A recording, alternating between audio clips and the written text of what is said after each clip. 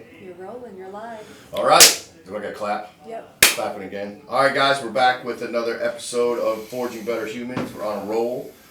Special guest today, Jeremy Burd from Burdhouse Wrestling and Jiu-Jitsu. So we're going to get into what he's all about, what he's doing here at Iron Legion. If you've listened to Iron Legion's podcast in the past, you understand kind of the methodology of how human performance works in my brain.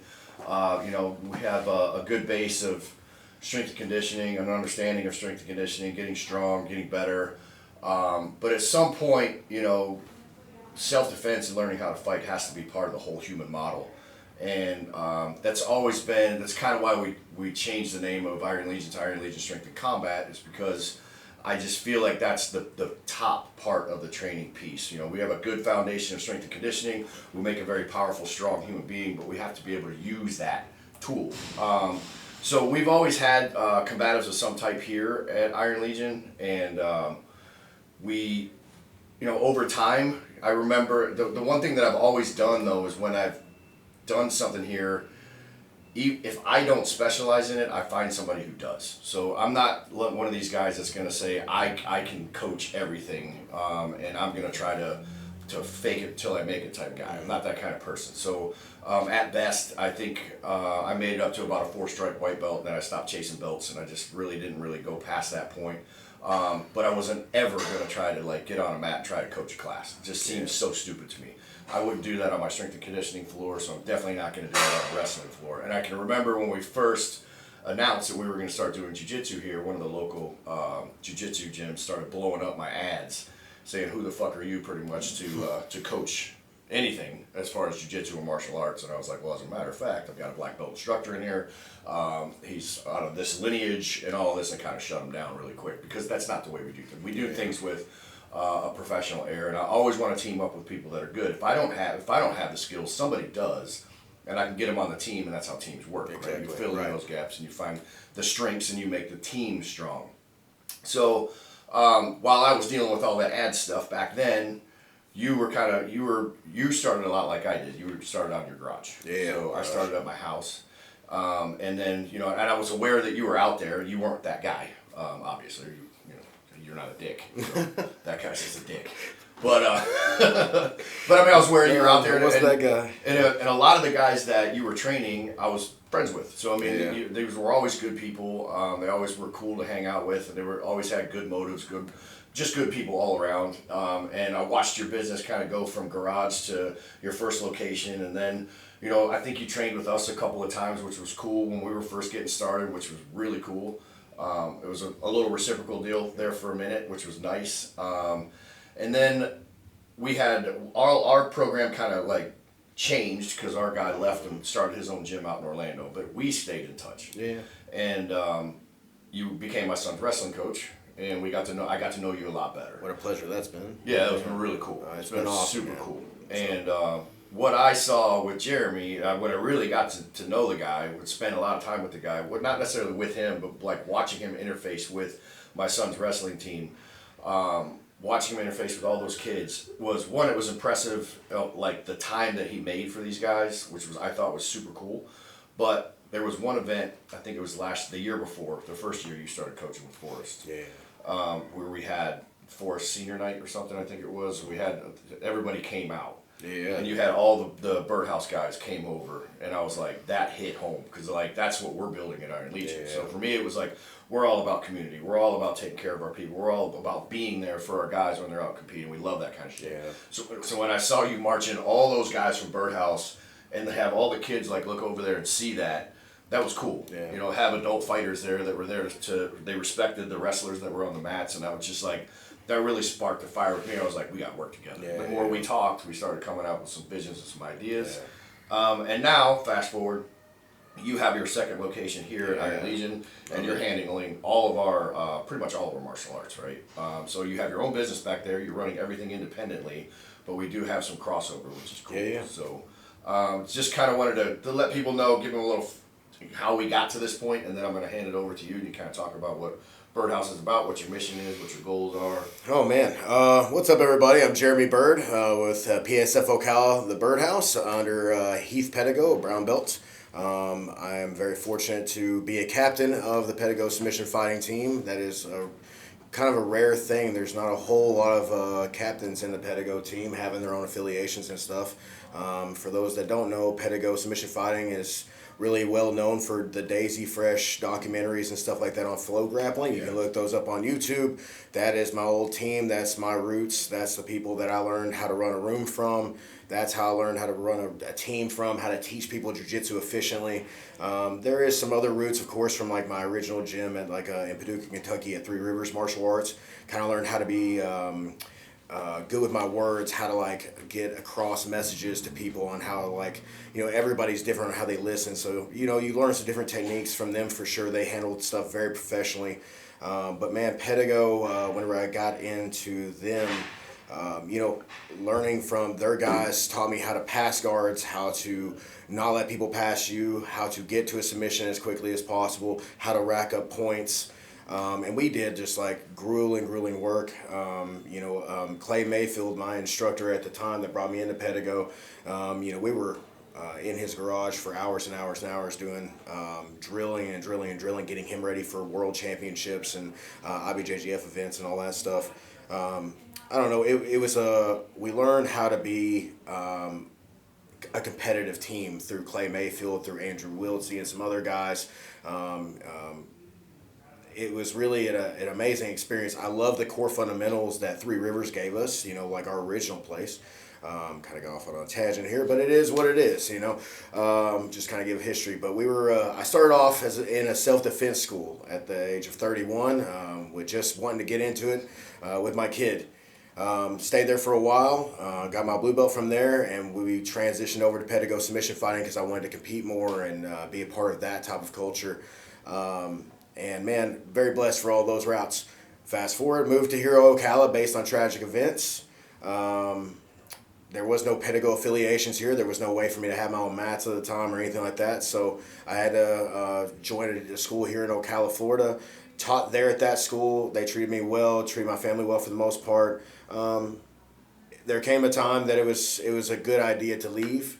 I try to not be negative to any other school in the area because they all want to run places their own way, and they're welcome to. It's not my thing. It's, and people need to find out where they need to go and feel home somewhere, So I'm not going to bash these other schools. If you like crazy or if you like whatever, then it is what it is, man. I'm not going to try to talk you. You find what works for you. But anyway, that spot wasn't working for us. The way that it was structured for me and my family and for the people that I wanted to have, it just didn't work. So I left there and started my garage with a small group of people. The group of people we started off with were they were all hungry to learn. They all wanted us to grow something quickly. They all wanted to help each other grow. Kind of the staple of the Burdhouse, and I think that Iron Legion is the same way. It's basically like, simple terms, if the better you get, we all get. You know what I'm saying? So like, if we can work together to better, like, if I'm terrible at jiu-jitsu and I come in brand new, and if these guys in the garage can make me better as fast as possible, that gives them another training partner that's going to test them. And they might be better than all the rest of us, like naturally, because they come from a sporting background or a wrestling background or something. So giving them the knowledge is only going to help you to get better as a whole, as a team. And that applies to our MMA team. That's our kickboxing team now and all that stuff. Overall, man, it's like whenever we were in that garage, we had a good group of characters. We had the Adams, we had the Jalens, we had my kid, we had Reagan.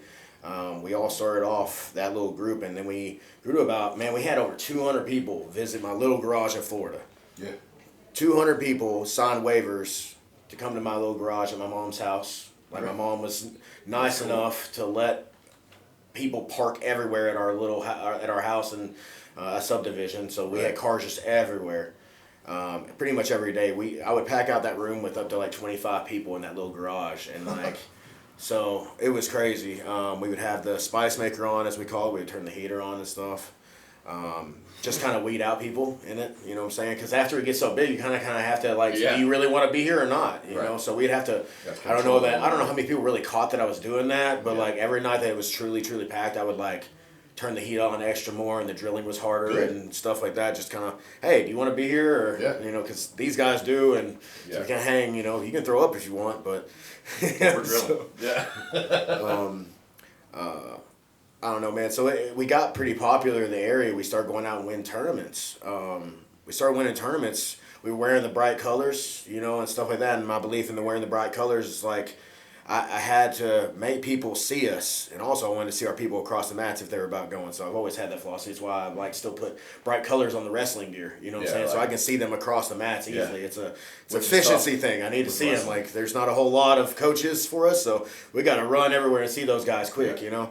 But the bright colors also mean like, hey man, if you're gonna wear bright colors, like you better be a badass. You know what I'm saying? Like you better back it up. So I don't know. We started off with bright colors. We built up an army of people out of there, man. We got up to about 25 people.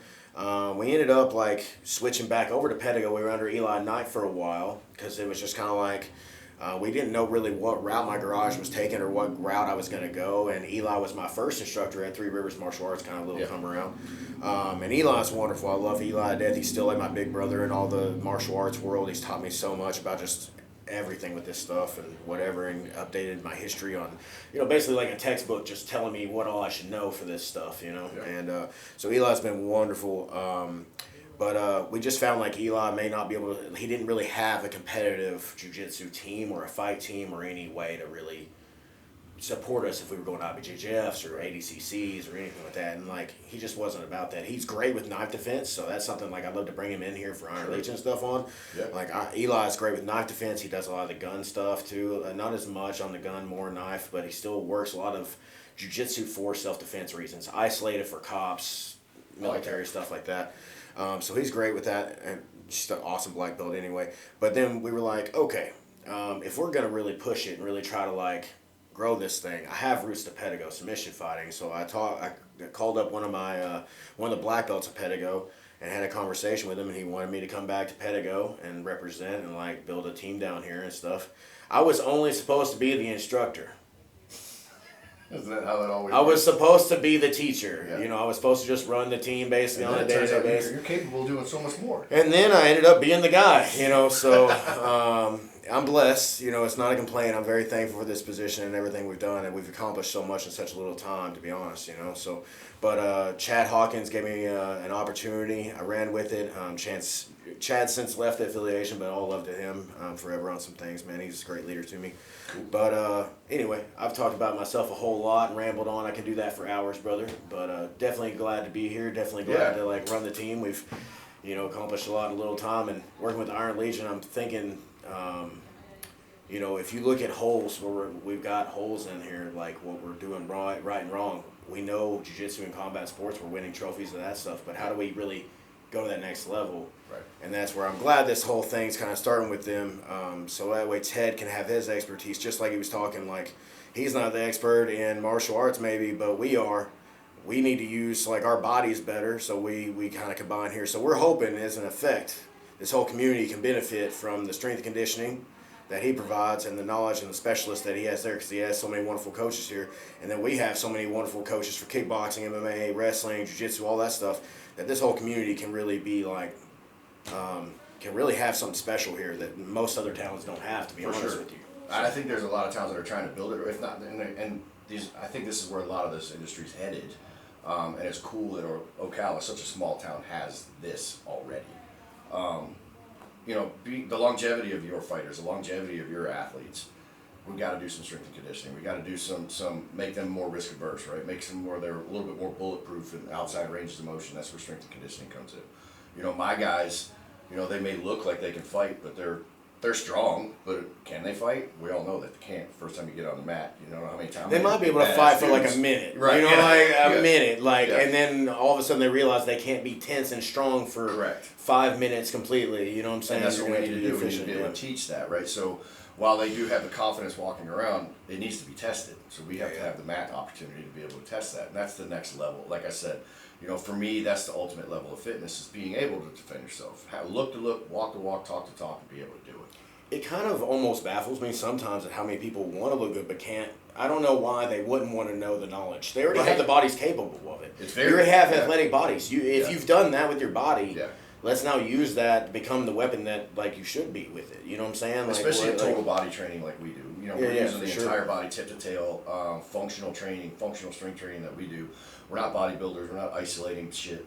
Everything all has to work in concert. We have what a lot of my mentors call get your ass off the ground training, right? So a lot of the different movements that we're doing, you're getting your hands, you're out of the way, right? You're getting around off the ground without your hands, with weight. You're holding on to people, you're holding on to sandbags, but you're on the ground, you're off the ground, you're doing things like that are making you more stable, give you a better base, stuff like that translates so well into fighting. Why not make the extra step, right? But yeah, I know we've had instructors in the past where I've taken some of my guys and actually talked them into going on the mats. They're a little shocked at first because these guys do have endurance. They have cardio. They're able to push through. Not your normal guy off the street isn't going to make 30 seconds on the mats. No, it's true. But my guys can typically make a couple of rounds and then they'll start getting gassed, which isn't normal for But man, if you give them any break, they're back up and going again. They recover fast. Too, yeah, they recover quick. So. But it's just getting technique on them, and that's the thing. So I just feel like there's a really cool road that we're starting to put together right now. And I'm looking around the people that we have here, between your coaches, with all the ones you just mentioned, our Olympic weightlifting coaches, our strongman guys. We have people who've been to the Olympics that are on our team. We have athletes in here that are just. It's just sometimes it amazes me the resources that we have at our fingertips right in this building. Right. No, in it's this crazy. small town. No. And honestly, Ocala, it's kind of like I'm just hopefully more people than just hear this that needs to really hear this. You have every advantage here in town to really achieve bigger things. If you want to be able to really truly know how to defend yourself or know how to be strong and fast, durable, be athletic. For what reason? I don't know. Do you want to go kayaking and be able to get out of a kayak? Correct. Do you want to be able to get back into it? You know what I'm saying? Do you want to be able to climb stuff without just gassing out? I know we just got back from Lake Tahoe, man, and I'm a decently athletic person. I may not look like it all the time, but I'm in decent shape most of the time. You're pretty athletic. I can still train for an hour and a half solid, but man, you go up there to Lake Tahoe, and it's a whole different experience with that lack of. Yes, it'll turn you in. You think you're an athlete until you start, getting up in that higher elevations. So again, if I wasn't an athlete kind of already, and I wanted to go live, if I wanted to go to Lake Tahoe and just walk around and enjoy the elevation, but I wasn't athletic at all, how much harder is that gonna be? Yeah. So it's imagine a life where you have these resources just to be able to enjoy your life, so you can be freer by having a healthier body, more condition. And then you have the confidence of hey man, if I have to defend my family, if I have to get myself out of a situation, I can do that too. I don't know, man. It's just I agree with you. And honestly, it can take some dedication, but somebody that's already athletic, if you were to just dial in for 6 months, if you were to dial in, or even if it's a slow process, but if you're able to do 2 to 3 days a week, split between striking and grappling, some maybe crossbreed time, I think somebody could get into a really confident position within 6 months. Oh, for sure. 6 months is plenty of time. 6 months with an athletic body already? Yeah. It's not really that. You do have to go through it, and people are gonna maybe punch you in the face or try to armbar you and stuff. But if you're at the right place, which we don't have. I mean, I don't know how many injuries you've ever seen us have on our mats, but we don't have injuries. People aren't getting hurt. Right. So if you have the right culture, you can have all this and people are not getting injured. You can engross yourself in 6 months and you can do pretty awesome stuff, especially if you already have an athletic frame. Other vice versa for the jiu-jitsu guys or the fighter guys. If you're already doing good in fighting. Right. If you're already good at being able to throw jabs, know your timing on your on your kicks and everything like that, why wouldn't you want those more ferocious? Yes. Why would you not want those more explosive? Yep. Why would you not want to be as athletic as you possibly can be? I agree. It could be the edge that you need, right? So 6 months of hard training on that could make all the difference. I know what you've done with my kid in 3. You know what I'm saying? It's a huge difference. Yep. Yeah, I've said that. I've learned it from some of my mentors, and I brought it up to the wrestlers, to your group once before. I was like, if you've got a equal weight class fighter, you got equal skill level, equal weight class, equal years in the game, right? Yeah. One of you stronger than the other. Who do you think's going to pan out? Yeah. The guy who's stronger, right? The guy who's stronger, a little bit more conditioned.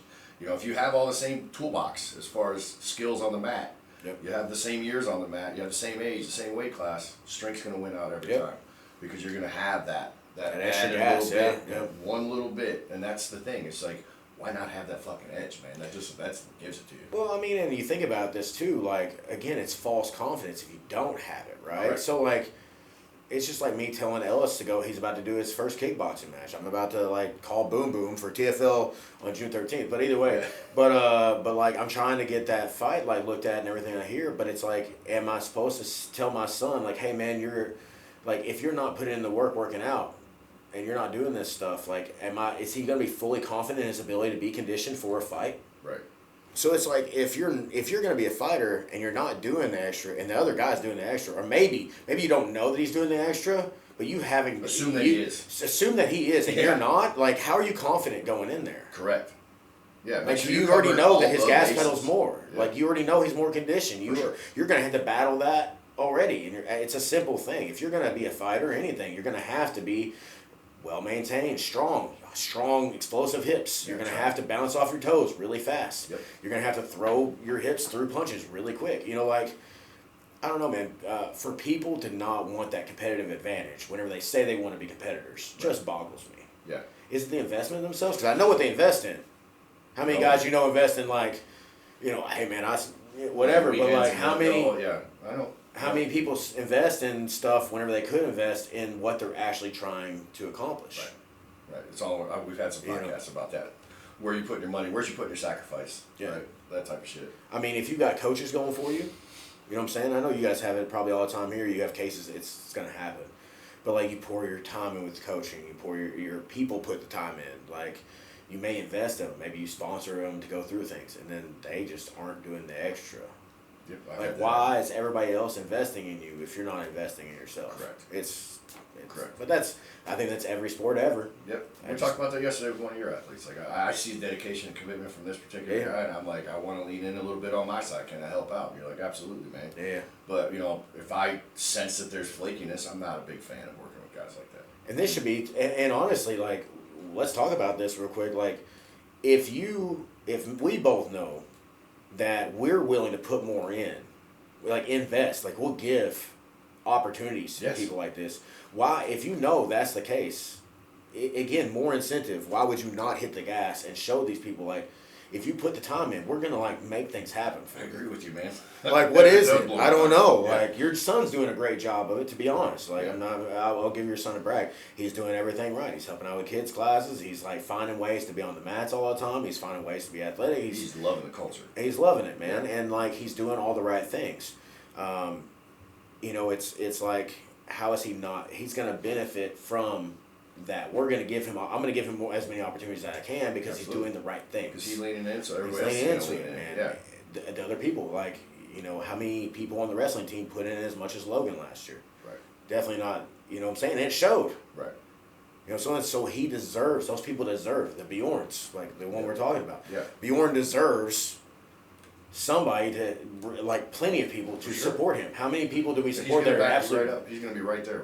Anything that you put into him, he's going to give it right back. And you look at how many pieces of scum, like, do we put money into online from just because they put out funny reels, and, like, so now, like, they make tons of money off of just putting out crap garbage content, but meanwhile Bjorn can't, like, he has to get sponsors to be able to go to events. You Right. know what I'm saying? So he's the one that's really doing he's the the one that's doing the work. He's the one that's trying to really accomplish big dreams. Like, those people need the love and need the accomplishments, given to them, the opportunities given to them. It's silly. This culture's Yep. weird sometimes. Well, I mean, we just got to find them, pour into them, and then make them the best that we can make them. So, I mean, I think that's what we have common goals as far as that goes, and that's why we're here together. So, yeah. So, just wanted to take a minute, introduce Jeremy, guys. We're going to try to make this more of a series, have some topics talking about that cross culture of strength and conditioning, fight strength and conditioning, and then martial arts and what he's got going on over there. And then he could, bring in when he's doing different fights and different competitions to go to. We're going to do the same thing. So, a lot of cool shit coming.